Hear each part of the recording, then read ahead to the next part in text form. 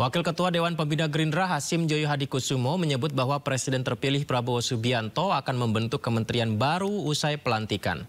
Sementara itu jubir Prabowo Subianto mengungkap 3 syarat yang harus dimiliki calon Menteri Kabinet Prabowo.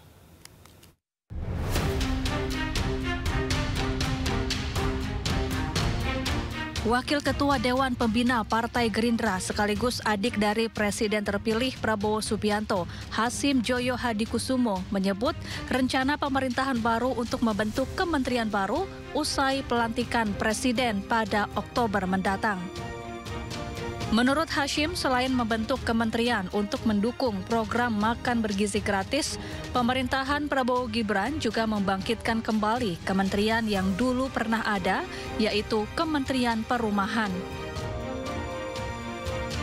Kementerian Perumahan dibentuk untuk mewujudkan target pemerintah membangun sebanyak 2 juta unit rumah di pedesaan setiap tahun dan 1 juta unit apartemen di perkotaan setiap tahunnya. Program besar ini 2 juta unit rumah di pedesaan setiap tahun dan 1 juta unit apartemen di perkotaan setiap tahun. Dan orang banyak yang skeptis, ragu-ragu, apa kita mampu dan sebagainya. Saya bisa katakan dalam hal ini kita mampu, dana akan ada.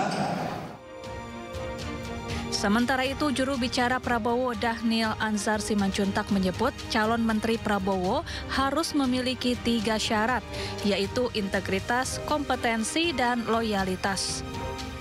Setidaknya ada 3 ya. Pertama itu adalah mereka yang di dalam kabinet itu harus punya integritas.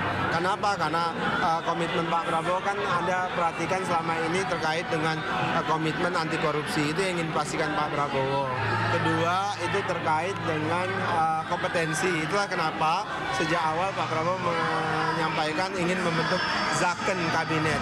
Kemudian ketiga loyalitas ini penting bagi Pak Prabowo ingin memastikan ketika di dalam kabinet, ketika di dalam koalisi pemerintahan, maka kapten kapalnya itu adalah Pak Prabowo, panglimanya itu adalah Pak Prabowo, dan mereka yang menjadi Menteri Pak Prabowo harus tegak lurus dengan agenda-agenda pembangunan yang sudah dibuat Pak Prabowo. Sebelumnya, Presiden terpilih Prabowo Subianto dikabarkan akan menambah jumlah kementerian dalam kabinet pemerintahannya sebanyak 44 kementerian. Bila seluruh kementerian resmi dibentuk dan disahkan, maka penambahan ini akan menjadikan Indonesia sebagai salah satu negara dengan jumlah kementerian terbanyak di dunia setelah negara India yang mencatat 53 kementerian dalam negara tersebut. Tim Liputan iNews melaporkan.